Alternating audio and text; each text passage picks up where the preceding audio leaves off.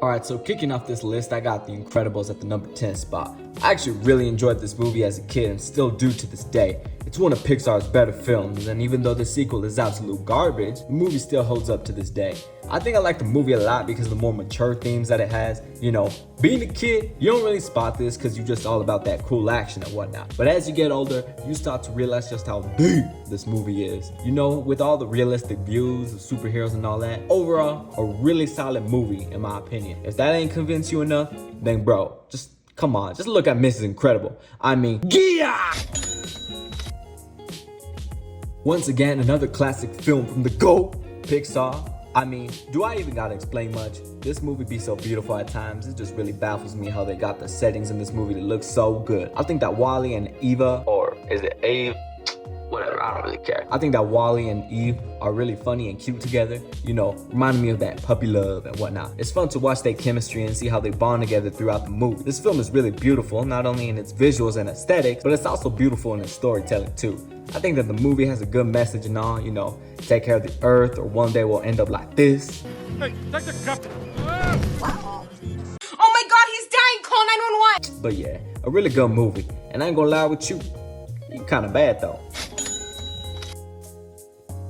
Just so you know, this is gonna be the only Disney movie on this list. I mean, technically Pixar, yeah, but you know the difference. But I put it here for a good reason. I think that this is a legendary movie in my opinion. This movie honestly puts me in my feels every time. Gotta watch Mufasa die. It's like, bro, he ain't gotta die like that. Luckily, he does get justice in the end. Good ass movie. Now this is a funny one because I never would have considered this movie to be in my top 10. Thanks to the internet, I was finally able to understand the true beauty behind this piece of art. I was really debating on whether I should put Kung Fu Panda 1 or 2 on this list because they are both really good damn films. However, I ended up putting this movie in because I personally think that Tai Lung is the better villain here. And speaking of, gotta be one of the best animated villains. Bro, it's like his motivations are fire. Pretty much, he was adopted by Master Shifu and was under the impression that he was gonna be the Dragon Warrior. Master Uwe rejected him of his dreams, and Tai Lung wasn't very happy with that. So he retaliated, and eventually, they had to lock him in a prison, in which he would then seek revenge and steal the Dragon Scroll to prove in fact he was the Dragon Warrior. This movie is such a classic. I honestly think that this is easily the best movie out of the series. Not that I really like the other movies much to begin with. Nah, but this movie is genuinely so fun to watch. And I ain't gonna lie with you, the humor really lands in this movie. I think that Shrek in human form is sexy. I mean, not that he wasn't as an ogre, but you know what I'm saying. Stakes are at an all-time high. He gotta protect his girl from Prince Charming. La foo, ain't nobody touching Shrek's girl. Hey, you gonna let him touch your girl like that? One of DreamWorks' best films in my opinion, and this movie also sticks with me a lot because this was one of my favorite movies as a kid. And it just be one of those films that gets better as you get older because you start to understand the jokes a lot more. I won't lie, this movie has some funny ass jokes. Maybe not as good as Shrek 2, but shit, it's up there. I also like the penguins in this movie a lot because they're pretty tame, but when they on the screen, they steal the show. Honestly, fire movie to watch with your homies.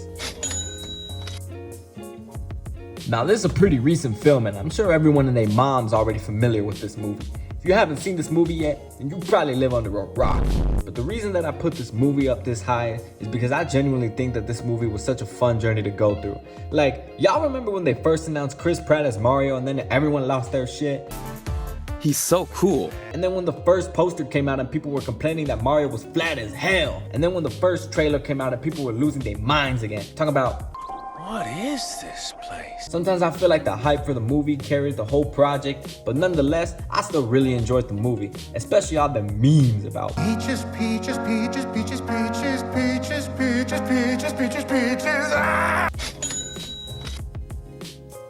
Do I even gotta say much here? This movie is so damn good. Now just as a mini spoiler, I did personally think that the second movie was better than the first, but we'll get into that later. The movie offers everything. Powerful story, emotions, not to mention the art style is so pleasing to watch. Now I think that this was the first movie to really inspire other companies to really step up their game. But no matter how hard to try, Into the Spider-Verse cannot be touched. I don't know, man. This movie just never gets old to watch, and it's a life-changing movie too. To this day, I still watch the movie on a regular basis. However, I do still believe that their second movie is better in my opinion. Now I know this is up for debate because a lot of people think the first movie is better than the second one, but I personally am gonna have to disagree with that because the second movie is what the first movie was, but more. I think that the second movie is such a step up from the first. The new characters are great. The animation is somehow even better than the last. The only thing I would say is that the Prowler was a much better villain than Miguel. Side note, I still think that Miguel is a great villain. Like the part when he just be entering like...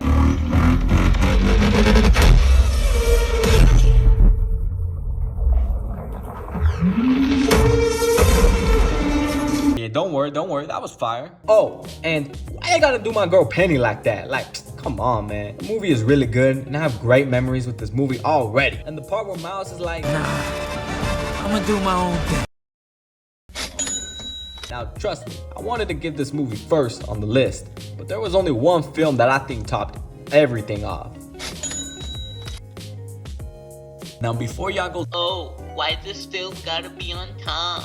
just hear me out. Now, the reason why I put this film above the rest was because I have some of the best memories with this film. Not only should we praise movies based on their quality, but I feel like we should also praise movies based on the memories that they give us. Boy, let me tell you, the memories this film gave me were unlike anything else. Cars is a clean film overall, and even though the concept of the film was stolen from another movie or something like that, I still think that the story is one of the most memorable ones to date. Not to mention the dope ass scene where the cars are like...